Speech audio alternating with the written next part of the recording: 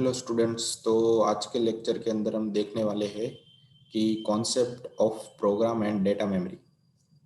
ठीक है, तो कॉन्सेप्ट ऑफ डेटा मेमोरी और इसके बाद हम देखेंगे कि रजिस्टर और external memory for storing data memory. ठीक है, तो जो हम पढ़ रहे हैं कि concept of program and data memory के अंदर हमारे पास दो तरीके के अलग अलग रजिस्टर, दो तरीके के मेमोरी लोकेशन है। एक तो रजिस्टर है, दूसरा है हमारे पास एक्सटर्नल मेमोरी, जो हमारी मेमोरी के अंदर डेटा को स्टोर करने के लिए यूज किया जाता है। ठीक है, तो रजिस्टर के अंदर सारा डेटा होता है, वो टाइप ऑफ टेम्पररी डेटा होता है। जब प्रोसेस चालू होती है तो उस टाइम पे कहाँ पे कौन से डेटा को स्टोर करवाना है वो हमें मैनेज करके रखना पड़ता है, क्योंकि कभी भी माइक्रो प्रोसेसर के पास जो भी सिस्टम जाती है, जो भी इंस्ट्रक्शन जाती है, वो इंस्ट्रक्शन को टेम्पररी उसको स्टोर करवाना पड़ता है। और उसमें से जो टेम्प कोड होता है, मतलब ऑप कोड उसे बोला जाता है, तो उस ऑप कोड को क्या करना पड़ता है कि टेम्पररी रजिस्टर के अंदर स्टोर करता है। उसके लिए दो तरीके की मेमोरी की जरूरत पड़ती है डेटा को स्टोर करने के लिए, रजिस्टर और डेटा मेमोरी। ठीक है, तो आगे बढ़ते हैं कि फर्स्ट ऑफ ऑल तो ये देख लेते हैं कि प्रोग्राम मेमोरी क्या होती है। तो program memory is used for storing your program code, मतलब प्रोग्राम के अंदर जो कोड है उसको स्टोर करने के लिए प्रोग्राम मेमोरी का यूज किया जाता है। ठीक है, और कांस्टेंट टेबल, मतलब किसी भी तरीके की जो भी डेटा हमारे पास आ रही है उसके अंदर जो भी टेबल हमारे पास, टेबल के अंदर जो भी डेटा पड़ा है उसको स्टोर करने के लिए हम यहाँ पे यूज करेंगे कांस्टेंट टेबल को। And initial value for certain data, मतलब जो डेटा रहता है उसकी पर्टिकुलर स्टार्टिंग वैल्यू, ठीक है, एज अ स्ट्रिंग फॉर्मेट में होती है या फिर वेरिएबल फॉर्मेट में होती है, उसको स्टोर करने के लिए प्रोग्राम मेमोरी की जरूरत पड़ती है। जैसे कि हम किसी भी तरीके के इंस्ट्रक्शन देते हैं सिस्टम को, तो सिस्टम क्या करता है कि उसको अच्छे से उसके अंदर जो भी वेरिएबल है उसको एक ऑप कोड के अंदर, मतलब उसका जो मीनिंगफुल नाम रहता है उसके अंदर वो कन्वर्ट करता है, और उसके बाद वो प्रोसेस करना चालू होता है, मतलब आगे प्रोसेस वो भेजता है। The compiler generate a memory image in the form of an output file that can be used by suitable programs such as a ISP in system programming या फिर प्रोग्रामर। ठीक है, जो जो भी कंपाइलर के थ्रू मेमोरी के पास image बनती है उसको वो एज अ इनपुट फॉर्मेट में लेता है, और उसके जो सूटेबल आउटपुट होता है उसके अंदर वो ट्रांसफर होता है। प्रोग्राम मेमोरी का काम क्या है कि किसी भी तरीके की जो भी इनपुट उसको मिलती है उसको अच्छी तरीके से स्ट्रिंग या ग्लोबल वेरिएबल या फिर ऑपकोड के अंदर कन्वर्ट करने के बाद उसको अच्छी तरीके से आउटपुट के फॉर्म में कन्वर्ट करता है। ये प्रोग्राम मेमोरी का काम होता है, जो भी डेटा मिलता है उसको स्टोर करके रखने का।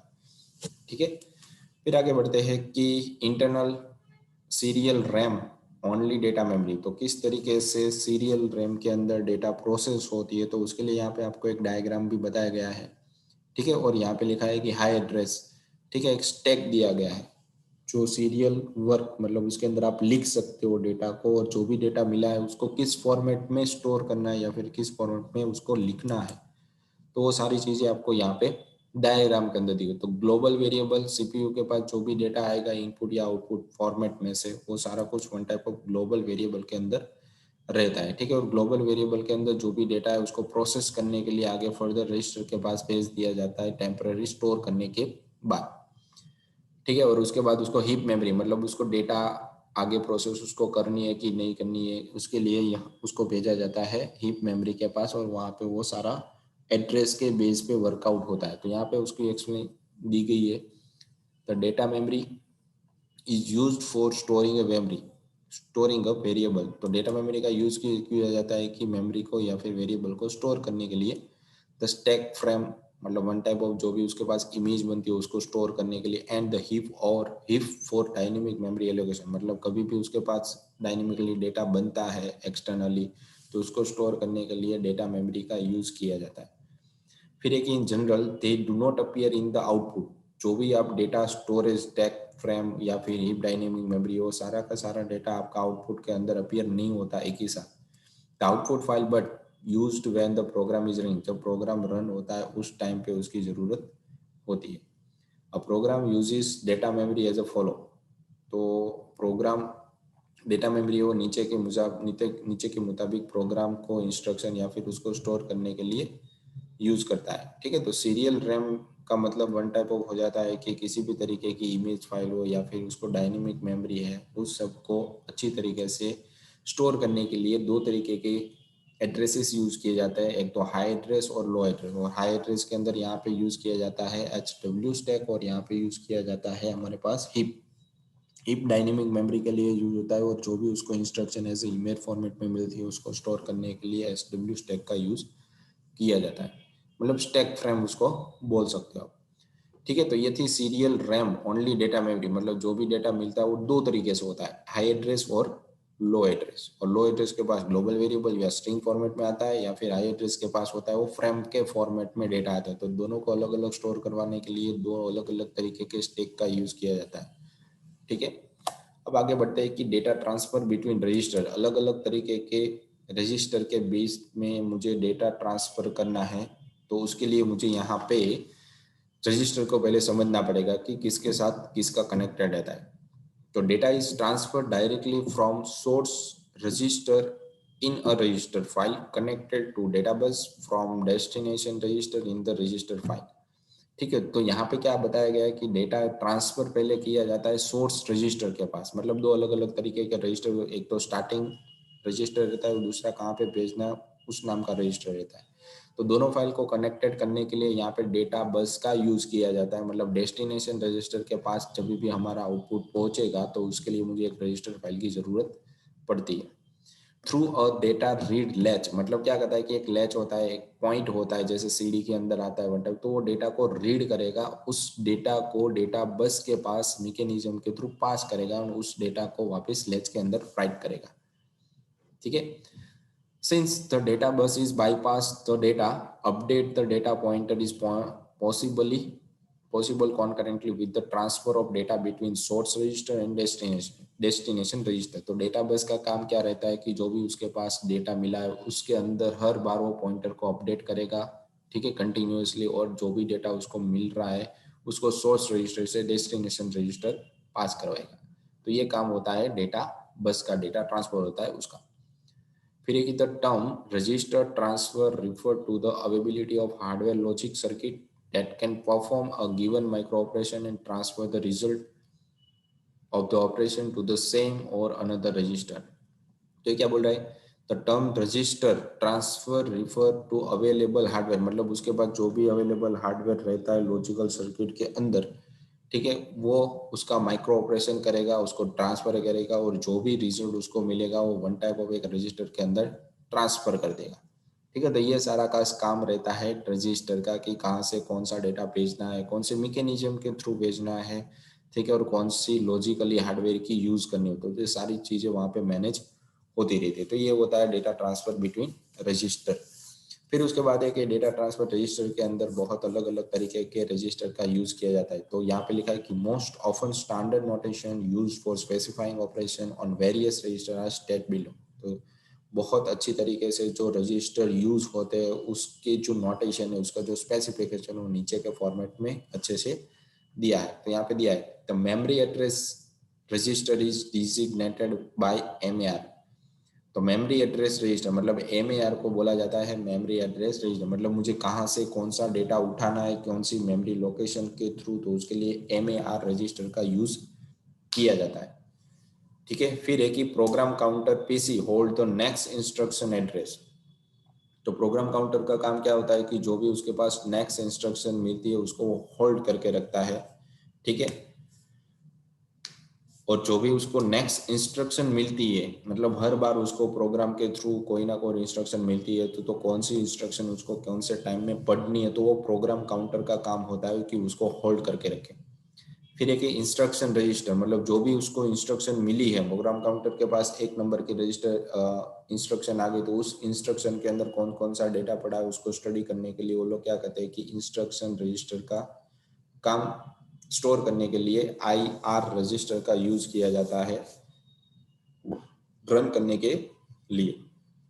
फिर एक R1 रजिस्टर, तो उसके अंदर प्रोसेसर की जो भी प्रोसेस रहती है वो काम आती है। मतलब प्रोसेसर के पास क्या रहता है कि वन टाइप ऑफ एक मेमोरी रहती है, जो भी उसके पास डेटा प्रोसेस हुई है, अगर पूरी प्रोसेस नहीं है इंस्ट्रक्शन, जैसे कि मैं बता रहा हूँ कि आपके पास समथिंग 5 KB का डेटा है, तो 5 KB में से वो सारा का सारा एक ही बार में सारा कुछ आउटपुट कैलकुलेट नहीं करना, वो थोड़ा आधा डेटा उठाएगा, उसके अंदर जो प्रोसेस हुई उसका जो आउटपुट आया उसको एक टेम्पररी रजिस्टर के अंदर R1 के अंदर स्टोर करके रहता है। वापिस दूसरी बार जब उसके पास टाइम आया, उसकी प्रोसेस आई, तो दूसरी आधी प्रोसेस को कंप्लीट करेगा और वापिस जो भी आउटपुट मिला है पुराना उसके साथ कंपेयर करके या फिर उसको कैलकुलेशन करके वापिस उसका जो आउटपुट आएगा वो R1 के अंदर स्टोर है। मतलब प्रोसेस रजिस्टर को आधी जो प्रोसेस हुई उसको स्टोर करने का काम कौन करता है?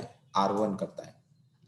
ठीक है, उसके बाद we can also indicate individual bits by placing them in parenthesis. मतलब जो भी चीजें पैरेंथेसिस के अंदर दी गई है वो उसकी एक वन टाइप ऑफ बिट्स रहते हैं, इसके इतने बिट बाकी, इसके इतने बिट बाकी, तो प्रोग्राम काउंटर के थ्रू वो काउंटिंग होता रहता है, या फिर कम होता रहता है या फिर बढ़ता रहता है। फिर एक ही data transfer from one register to another register is represent in symbolic form. देखो यहाँ पे जो भी उसके पास प्रोसेस की कैलकुलेशन, इंस्ट्रक्शन की कैलकुलेशन हुई उसको एक रजिस्टर के अंदर स्टोर करके रखता है, और स्टोर करके आउटपुट जो उसका बिल्कुल आ गया है उसको एक नेक्स्ट या फिर डेस्टिनेशन रजिस्टर के पास सिंबॉलिक फॉर्मेट में भेजता है सिग्नल, ताकि उसको पता चले कि ये आउटपुट आ गया, उसको वो आउटपुट के अंदर जो भी उसका फॉर्मेट है वहाँ पे वो प्रिंट करवा दे। By means of replacement operator.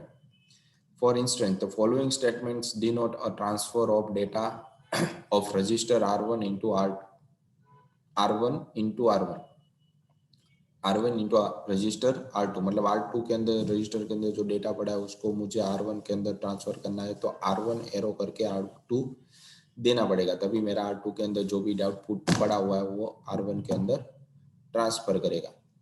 फिर एक concept of tri state bus, concept of tri state bus. ठीक है, तो यहाँ पे बताया गया है कि consisting of 3 adjoining state the tri state. ठीक है, तो कभी भी किसी भी तरीके की कोई भी कैलकुलेशन हमें करवानी रहती है सर्किट के अंदर, तो उसके लिए डेटा ट्रांसफर करना पड़ता है, तो उसके लिए हमें 3 चीज़ों की जरूरत पड़ती है, उसे यहाँ पे बोला जाता है ट्राई स्टेट। तो फर्स्ट ऑफ होता है the 3 state bus buffer is an integrated circuit that connect multiple data source to single bus. ठीक है, तो यहाँ पे बताया गया था 3 state bus buffer is integrated circuit. ठीक है, मतलब ये सर्किट के अंदर का ही वन टाइप ऑफ पार्ट होता है जिसके अंदर हम मल्टीपल डेटा के जो भी सोर्स रहते हैं, बसेस रहते हैं, उसको कनेक्टेड किया होता है।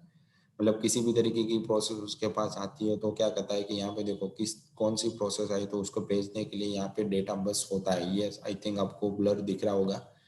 ठीक है, तो अच्छे से नहीं दिख रहा होगा पर ये आपको समझ में आ रहा होगा कहाँ पे मैंने लिखा हुआ है। तो ये आपकी डेटा बस थी, सिंगल डेटा बस। तो यहाँ से सारा कुछ प्रोसेस होती है, प्रोसेस होने के बाद ये कैलकुलेशन के लिए यहाँ पे भेजता है। इसे फ्लिप फ्लॉप बोला जाता है, लॉजिकल पार्ट होता है जहाँ पे किसी भी तरीके की प्रोसेस आप कर सकते हो।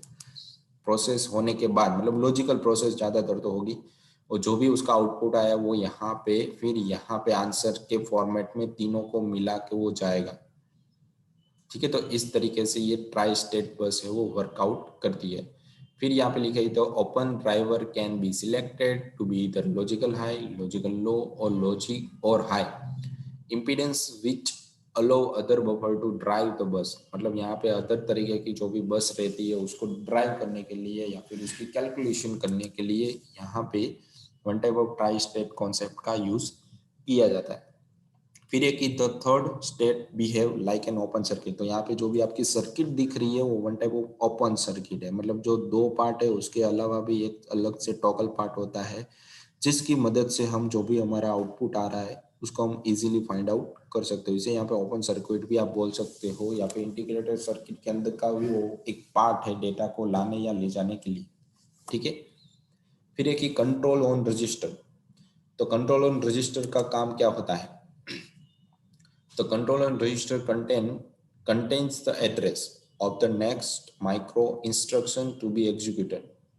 ठीक है, तो कंट्रोल एड्रेस रजिस्टर का काम रहता है कि उसके अंदर एड्रेस के अंदर जो भी पार्ट रहता है और जो भी इंस्ट्रक्शन है उसकी जो भी माइक्रो इंस्ट्रक्शन मतलब उसके अंदर भी थोड़ी बहुत छोटी इंफॉर्मेशन वहाँ पे पड़ी रहती है, तो उसको कैलकुलेशन करने के लिए हमें यहाँ पे कंट्रोल एड्रेस रजिस्टर की जरूरत पड़ेगी।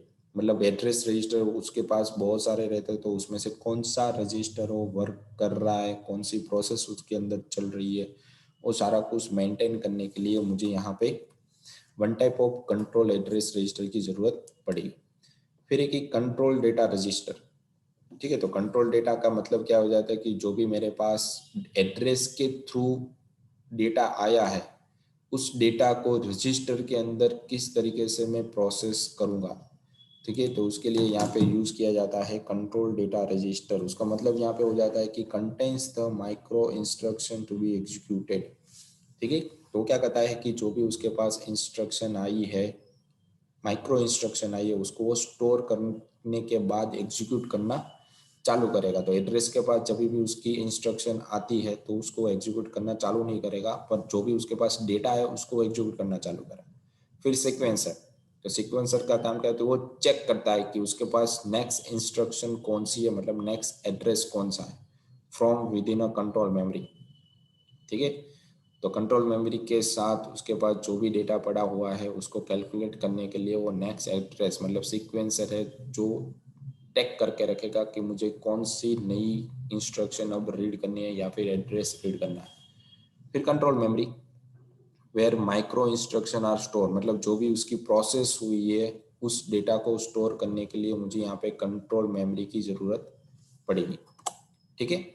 तो ये था कंट्रोल ऑन रजिस्टर, मतलब अलग अलग तरीके के रजिस्टर के ऊपर कौन कौन सा काम होता है, कौन कौन से रजिस्टर यहाँ पे वर्कआउट में होते हैं। तो वो सारी चीज़ें समझने के लिए हमें कंट्रोल ऑन रजिस्टर को समझना पड़ेगा। फिर उसके बाद है कि अलग अलग तरीके के भी रजिस्टर है वापिस, ठीक है। तो MAR रजिस्टर मतलब मेमोरी एड्रेस रजिस्टर, जिसके अंदर किसी भी तरीके की एड्रेस या फिर इंस्ट्रक्शन मुझे पढ़नी है तो कौन से एड्रेस में मुझे चाहिए, कौन से एड्रेस से मुझे चाहिए, तो उसके लिए यहाँ पे MAR रजिस्टर का यूज़ किया जाता है। उसके बाद है कि MDR, तो full form of MDR is memory data register. जैसे मैंने आगे बताया आपको कि किसी भी तरीके की प्रोसेस को रीड आउट करने के लिए वन टाइप ऑफ डेटा की एड्रेस की जरूरत पड़ती है, और उस एड्रेस पे कौन कौन सा डेटा पढ़ना है वो काम कौन करता है, MDR, मतलब उस एड्रेस पे या फिर उस लोकेशन पे कौन सी चीज़ पड़ी हुई है मुझे देखने के लिए मुझे मेंबर डेटा रजिस्टर की जरूरत पड़ेगी। उसके बाद है कि मेंबर MBR, मतलब जो भी डेटा मेरे पास आया है एड्रेस के पास से उस डेटा को एक टेम्पररी लोकेशन के अंदर मुझे स्टोर करवाना पड़ेगा। तो उसके लिए मुझे MBR की ज़रूरत पड़ेगी। MBR मतलब मेमोरी बफर रजिस्टर, मतलब जो भी डेटा मेरे पास आया वो मुझे एक बफर के अंदर स्टोर करवाना पड़ेगा थोड़ी आधी प्रोसेस होने के बाद, या फिर उसकी पूरी प्रोसेस होने का उसके बाद उसको आउटपुट रजिस्टर या डेस्टिनेशन रजिस्टर के पास भेजा जाता है। फिर एक पीसी मतलब प्रोग्राम काउंटर, मतलब उसने कितनी इंस्ट्रक्शन एक साथ वो पढ़ रहा है, मतलब वो भी एक रजिस्टर है, वो जितनी भी इंस्ट्रक्शन सिस्टम पढ़ता है उसको वो बारी बारी से कैलकुलेट करता रहता है, काउंटिंग करता रहता है कि मैंने इतनी इंस्ट्रक्शन भेजी है, इतनी इंस्ट्रक्शन की रीड की है, इतनी इंस्ट्रक्शन को उसने आउटपुट दिया हुआ है, अभी इतनी प्रोसेस बाकी है। तो सारा कुछ किसके पास रहता है, प्रोग्राम काउंटर के पास। फिर आ जाता है कि एक्यूमुलेटर, तो एक्यूमुलेटर का काम होता है कि जो भी उसके पास डेटा आया है उसको टेम्पररी स्टोर करने का काम रहता है एक्यूमुलेटर, मतलब जो भी आपको प्रोसेस फास्ट में करनी है वो सारा डेटा एक्यूमुलेटर के अंदर स्टोर हुआ होता है। फिर इंडेक्स रजिस्टर, मतलब इंडेक्स के पास जो भी रजिस्टर है, कौन सा रजिस्टर फ्री है कौन सा रजिस्टर फ्री नहीं है, तो उसकी सारी प्रोसेस इंडेक्स रजिस्टर के पास होती है। फिर एक इंस्ट्रक्शन रजिस्टर, तो इंस्ट्रक्शन रजिस्टर का काम यहाँ पे रहता है कि कौन सी इंस्ट्रक्शन अब मुझे रीड करवानी है, कौन सी इंस्ट्रक्शन बाकी है, तो वो सारा कुछ काम रहता है इंस्ट्रक्शन रजिस्टर का।